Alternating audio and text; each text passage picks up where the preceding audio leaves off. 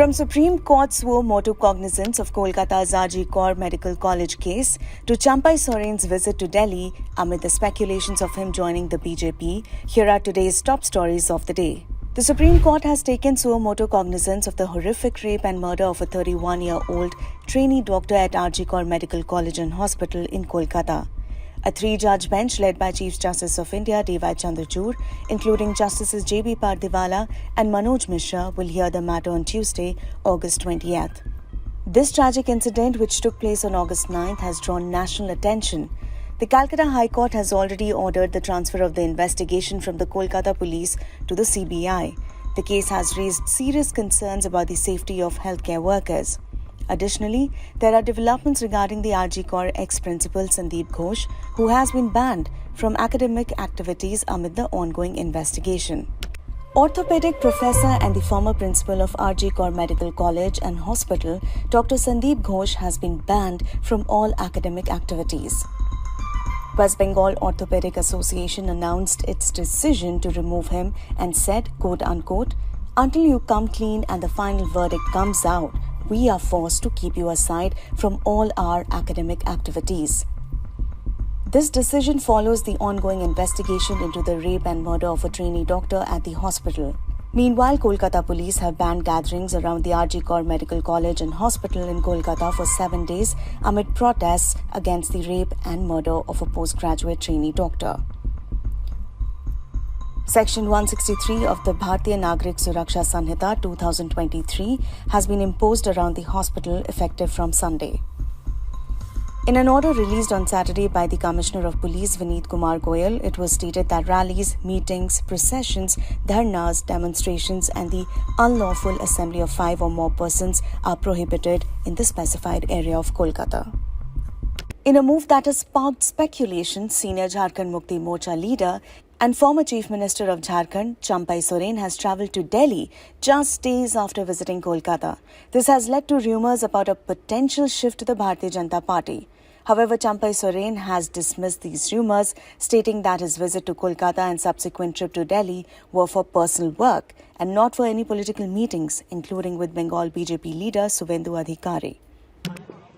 अभी हम जहाँ पर है वहीं पर है और अपना निजी काम में दिल्ली आए। लेकिन सर बीजेपी ज्वाइन करेंगे, बीजेपी ज्वाइन कर रहे हैं या नहीं? हाँ या ना सर, ये तो क्लियर कर सकते हैं आप।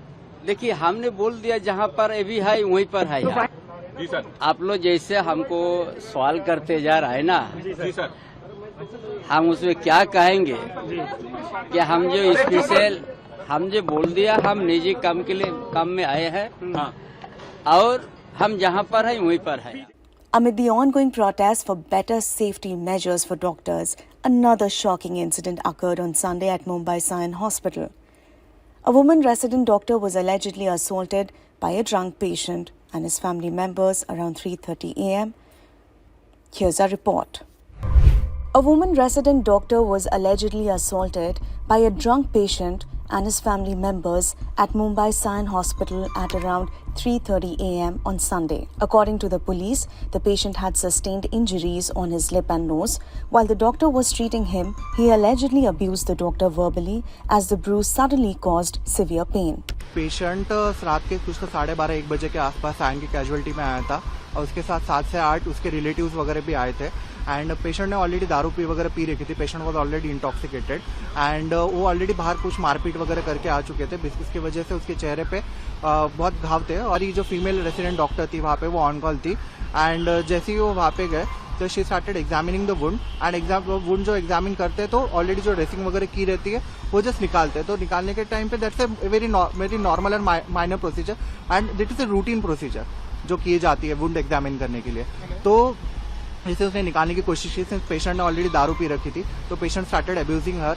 पेशेंट ने ऑलरेडी वहाँ पे उनको गाली गलौज करना वगैरह चालू कर दिया एंड वो देखते ही देखते उसके जो रिलेटिव्स थे तो रिलेटिव्स ने अगर समझना चाहिए कि अब पेशेंट उनका अगर पेशेंट अगर इंटॉक्सिकेटेड दारू पी है उन्होंने तो उन्हें पेशेंट को संभालना चाहिए। तो पेशेंट को संभालने की वजह उन्होंने भी उसको हमारी जो महिला डॉक्टर थी उसके ऊपर उसका वर्बल अब्यूज जो गाली गलौज करना वगैरह चालू कर दिया।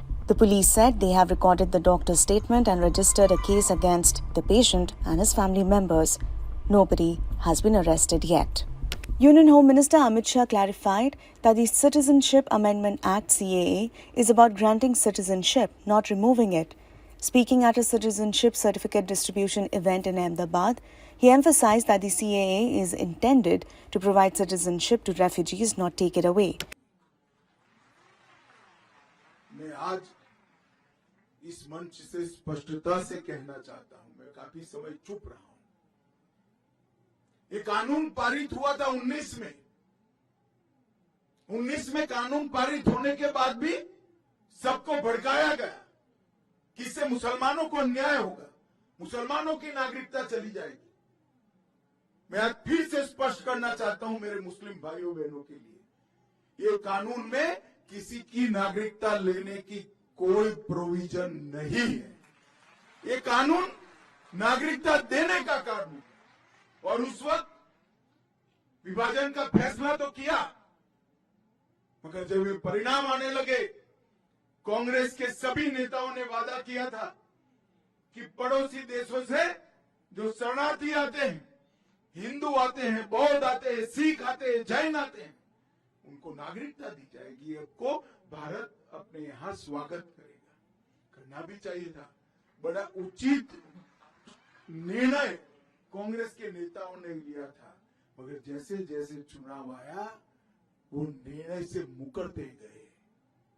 सन 47 में किया हुआ वादा, 48 में किया हुआ वादा, 50 में किया हुआ वादा, जवाहरलाल नेहरू ने किया हुआ वादा, महात्मा गांधी का आह्वान, वो सब भुला दिया गया। क्यों? क्योंकि उनको लगा कि इनको नागरिकता देंगे तो हमारी वोट बैंक नाराज हो जाएगी, और तुष्टीकरण के कारण ये लाखों करोड़ों लोगों को नागरिकता से वंचित रहना, इससे बड़ा कोई पाप नहीं हो सकता, इससे बड़ा कोई पाप। In a tragic incident in UP's Bulandshahr district on Sunday afternoon, at least 10 people were killed when a pickup van collided head-on with a private bus on the Badaun-Meerut State Highway in the Salampur area. 37 people were hospitalized with injuries, with 8 in critical condition being referred to a Meerut hospital. Sir मौत हुई है। देखिए, आज एक max pickup गाड़ी गाजियाबाद से संभल की तरफ जा रही थी, नरोरा की तरफ जा रही थी, और डिवाई से एक बस बुलंदशहर की तरफ आ रही थी। सलेमपुर थाने के पास बहुत ही दुर्भाग्यपूर्ण दुर्घटना घटी है, और जिसमें कुल 37 लोग घायल हुए थे। उन घायलों में 10 लोगों की असामयिक मृत्यु हो गई है। 27 लोग घायल हैं, जिनका प्रॉपर इलाज कराया जा रहा है, और बहुत ही दुर्भाग्यपूर्ण घटना घटी है। सर, कहीं और भी हॉस्पिटलाइज किए गए यहाँ के अलावा? हाँ, ये जिला अस्पताल में भर्ती हैं, और वहीं घटनास्थल के पास ही जेपी का हॉस्पिटल है चिट्टा में, वहाँ 9 लोग एडमिट हैं और बाकी लोग यहाँ एडमिट हैं। वहाँ से कैजुअलिटी की कोई खबर है? नहीं, टोटल कैजुअलिटी मैंने आपको बता दिया है कि लगभग 10 लोगों की असामयिक मृत्यु हुई है। बाकी लोग ठीक हैं, कुछ लोग गंभीर घायल थे, जिनको हम लोगों 4 लोगों को मेरठ मेडिकल कॉलेज रेफर किया। कहाँ के रहने वाले हैं सर? अभी अलीगढ़ के और संभल के, एक नरोरा के रहने वाले हैं। अभी एक जने की पहचान नहीं हुई है। तो मुख्यमंत्री ने भी संज्ञान लिया है? हाँ, माननीय मुख्यमंत्री ने तत्काल ही घटना का संज्ञान लिया था। हमको एसएसपी साहब को, पूरा मेडिकल टीम को अच्छे से अच्छे इलाज कराने के लिए जो भी बेहतर से बेहतर व्यवस्था हो, ताकि जितने भी हमारे घायल हैं उनका समुचित इलाज हो सके, ऐसा उन्होंने तत्काल निर्देश दिया था।